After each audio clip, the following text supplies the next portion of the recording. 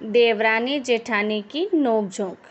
शकुंतला अपने घर में अपने दो बेटों, बहुओं और अपने पोता पोती के साथ रहती है। कहने को तो भरे पूरे ऐसे परिवार में घर की खुशियां ही आती हैं, लेकिन वो कहते हैं ना, घर में दो बर्तन होंगे तो आपस में खटपट तो होगी ही।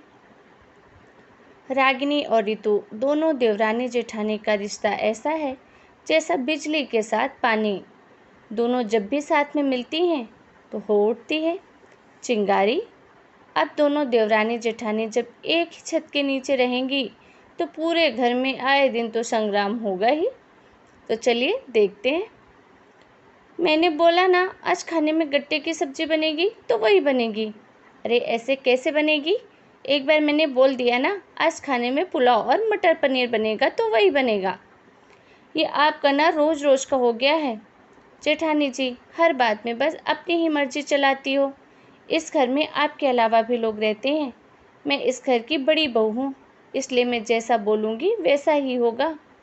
वैसे भी माँ जी ने घर की सारी जिम्मेदारी मुझे दी है, तो फिर आप भी संभाल लीजिए। सब कुछ आपको ही करना है तो मेरी क्या ज़रूरत। मैं चली अपने कमरे आराम करने। क्या बोली? चुपचाप यहाँ पर मेरे काम में हाथ पटा। तुम्हारे घर की नौकरानी नहीं हूँ जो सारा काम अकेले करूँ।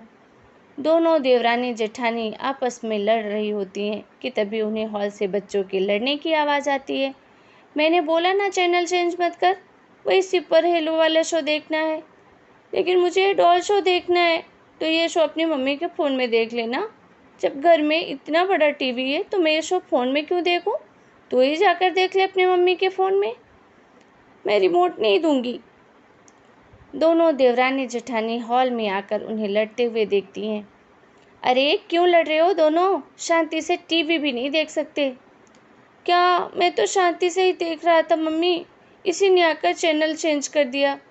क्यों पिंकी, जब तुम्हारे बड़े भैया टीवी देख रहे हैं तो तुमने चैनल क्यों चेंज किया? तुम तो बहुत देर से टीवी देख रहा है ताई जी। अब टीवी देखने का टाइम मेरा है। मैं टीवी नहीं देखूंगी क्या? और नहीं तो क्या, पूरे घर में तो आपने पहले ही कब्जा कर रखा है। और अब आपका बेटा मेरी बेटी को शांति से टीवी भी नहीं देखने देता। जल्दी रिमोट दे। नहीं दूंगी। वो चारों इस तरह से आपस में लड़ने लगते हैं कि अपने कमरे में आराम कर रही शकुंतला को उनकी आवाज़ सुनकर बाहर आना पड़ता है। हे भगवान, तुम लोगों ने फिर से घर में महाभारत शुरू कर दी। एक दिन भी बिना लड़े झगड़े सुख शांति से नहीं रह सकती हो क्या? अरे घर में तुम दोनों शांति से टीवी नहीं देख सकते हो क्या? मेरी पिंकी तो शांति से ही टीवी देख रही थी माँ जी। तेरे कहने का क्या मतलब है? हाँ हाँ, क्या मतलब है? लड़ाई मेरे चिंटू ने शुरू की? अरे बस भी करो, फिर से शुरू हो गए तुम दोनों। देखा देखी में ये दोनों बच्चे ऐसे हो गए हैं। जाओ तुम दोनों अपने कमरे में और पढ़ाई करो। बहुत देख लिया टीवी। और तुम दोनों खड़ी खड़ी मेरा मुंह क्यों देख रही हो? रसोई में जाओ और खाना बनाओ। शकुंतला की डांट सुनकर उस समय तो चारों लड़ना बंद करके वहाँ से चले जाते हैं। लेकिन अगले दिन फिर सुबह सुबह घर में शुरू हो जाती है महाभारत।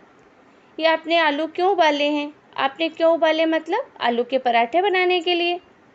इसमें कोई भी दिक्कत है क्या? दिक्कत तो है, जब मैंने कल रात को आपको सामने छोले भिगोए थे और कहा था कि कल सुबह नाश्ते में छोले भटूरे बनेंगे, उसके बाद भी आपने आलू उबाल दिए। अरे तो क्या हो गया? शेखर जी को आलू पराठे खाने का मन था तो उबाल दिए। मैंने आलू छोले भटूरे तो दोपहर को बना लेना। दिखा तो ऐसे रही हो जैसे कुछ जानती नहीं हो। आपका पता था न, रजत जी ने मुझे छोले भटूरे बनाने के लिए, और दिन में तो वो घर पर होते ही नहीं है, तो दिन में छोले भटूरे बनाने का क्या फ़ायदा? आपकी सारी चालाक ना मैं अच्छे से समझती हूँ। देख, सुबह सुबह दिमाग मत खराब कर मेरा। सबको आलू के पराठे के साथ चाय पीनी है तो चाय बना ले जाके। चाय बनाए मेरी जूती। अब तो आपका बताया हुआ एक भी काम नहीं करूँगी। मैं जब आलू के पराठे बना रही हूँ तो चाय भी खुद ही बना लो, और हाँ, ये सारे बर्तन भी खुद ही धो लेना। रितु को अपनी जेठानी रागनी की हरकत पर बहुत गुस्सा आता है। रागनी डाइनिंग टेबल पर नाश्ता परोसती है तो सामने आलू के पराठे देखकर रजत का माथा सनक जाता है। ये क्या है? तूने मुझसे कल रात कहा था ना कि सुबह नाश्ते में छोले भटूरे खाने हैं, उसके बाद भी तुमने आलू के पराठे बना दिए। अरे परसों भी तुमने आलू के पराठे खाए थे। इसमें मेरी कोई गलती नहीं है, आप मुझे मत बोलिए, ये सब दीदी ने किया है। ये जानती थी कि आज सुबह छोले भटूरे बनाना है मुझे, लेकिन मेरे किचन में आने से पहले ही इन्होंने आलू के पराठे की तैयारी शुरू कर दी। और अगर मैं छोले भटूरे बनाती तो माँ जी अपना राग अलापना शुरू कर देती। राशन इतना महंगा आता है, एक समय में दो दो चीज़ें बनाने की क्या ज़रूरत थी। भाभी, ये क्या किया आपने? आपको जब पता था कि मुझे छोले भटूरे खाने हैं, तो फिर आपने ये आलू के पराठे क्यों बनाए? अरे ओ देवर जी, मुझे कुछ कहने की ज़रूरत नहीं है। ये महारानी तो रसोई में पूरे रिलैक्स करने के बाद आती है। अब तक क्या मैं रस में ऐसे ही खड़ी रहूं? मुझे भी तो सबके लिए नाश्ता बनाना था ना। और इसको ही मन था छोले भटूरे बनाने का, तो रसोई में जल्दी आ जाती। अब मैं क्या रसोई में सुबह 5 बजे आकर खड़ी हो जाऊं? आपका क्या है? आपको तो बस मेरा काम बिगाड़ना होता है। आपको अच्छे से पता है कि सब लोग सुबह 8 बजे नाश्ता करते हैं और 1 घंटे में नाश्ता बन जाता है। उसके बाद भी 6 बजे ही रसोई में पहुंच जाती हो। हाँ तो तू भी उठ जाया करना, जल्दी आई बड़ी। हे भगवान, इन दोनों के झगड़ों से तो मैं परेशान हो चुकी हूँ। सोचा था दोनों बेटों की शादी करूँगी तो घर स्वर्ग जैसा हो जाएगा, दोनों बहूएं आपस में मिलजुल कर रहेंगी, लेकिन तुम दोनों ने तो मेरे घर को चिड़ियाघर बना दिया है। जब देखो कुत्ते बिल्लियों की तरह लड़ती रहती हो। सब लोग अपना मुंह बंद करो और चुपचाप नाश्ता करो। अब सुबह के नाश्ते का झगड़ा तो जैसे तैसे रुक जाता है, लेकिन दोपहर होते ही छत पे फिर से दोनों की महाभारत शुरू। आपको पता था ना आज मैं कपड़े धोने वाली हूँ। वैसे तो आप हर हफ्ते संडे को कपड़े धोती हो, लेकिन आज जानबूझकर शनिवार को ही धो दिए। आपको ना मुझसे लड़ने में मज़ा आता है क्या? ये दिमाग मत खराब कर मेरा। आज धूप अच्छी थी इसलिए कपड़े धो दिए, ठीक है ना? उस तार पर अपने कपड़े सुखा ले, यहाँ पर मैं सुखाऊंगी।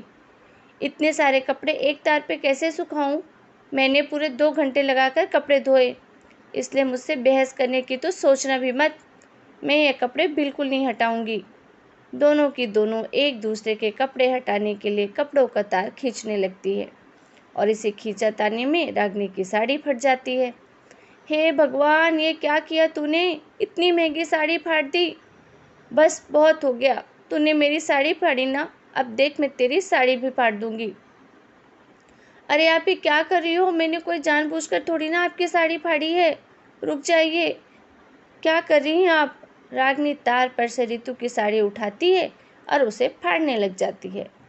उन दोनों की आवाज़ सुनकर शकुंतला फिर छत पर आती है। हे भगवान, बस बहुत हो गया, सर में दर्द करके रख दिया तुम दोनों ने। एक घड़ी चैन की सांस नहीं लेने देती। मुझे अगर अगली बार तुम दोनों ने लड़ने की आवाज़ सुनाई दी ना, तो दोनों को अपने घर से उठाकर बाहर फेंक दूंगी। जीना हराम कर दिया है। शकुंतला को लगता है कि उसकी डांट के बाद वो दोनों फिर से नहीं लड़ेंगी, लेकिन वो दोनों कहाँ बाज आने वाली थी। अगले दिन रसोई में फिर से दोनों का घमासान युद्ध। मैंने बोला ना चाय बनेगी, लेकिन मैं कह रही हूँ ना कॉफ़ी बनेगी तो कॉफ़ी ही बनेगी। एक के हाथ में चाय तो दूसरे के हाथ में कॉफ़ी का पतीला। दोनों अपनी लड़ाई झगड़े में पतीले की खींचातानी करने पे लग गई और इसी बीच रितु के ऊपर गर्मा गर्म कॉफ़ी गिर गई। मैं जल गई, बहुत दर्द हो रहा है, मुझे बचाओ। घबराओ मत, हम अभी तुम्हें हॉस्पिटल लेकर जाते हैं। घर के सभी लोग रितु को अस्पताल लेकर जाते हैं। देखिए उनका हाथ पूरी तरह जल गया है, कम से कम उनका हाथ ठीक होने में 1 साल का समय लगेगा। बस उनकी दवाइयाँ उन्हें रेगुलर देते रहिए। मैं चलता हूँ। देख लिया रागिनी बहू, इसलिए हमेशा समझाती थी, लड़ो झगड़ो मत। लड़ाई झगड़े में कब कौन सी अनहोनी हो जाए पता नहीं चलता। तुम दोनों के झगड़े में बेचारी ऋतु बहू का कितनी बुरी तरीके से हाथ जल गया। मुझे माफ़ कर दीजिए माँ जी, तू तो मुझसे कभी बेमतलब लड़ती भी नहीं थी। मेरा स्वभाव ही हमेशा से उसके लिए अच्छा नहीं रहा। आज मुझे अपने किए पर बहुत पछतावा हो रहा है। बेटा, तुझे अपनी गलती के एहसास हो गया ना, ये बहुत अच्छी बात है। पर आगे से इस बात का ध्यान रखना कि तुम दोनों देवरानी जेठानी हो, बहनों की तरह मिलजुल कर घर में रहो। ऐसे लड़ाई झगड़ा करने से तुम्हारे साथ साथ तुम्हारे बच्चों पर भी असर पड़ता है और रिश्ते भाइयों के भी खराब होते हैं। मैं आपकी बात समझ गई माँ जी। और उस दिन से दोनों देवरानी जेठानी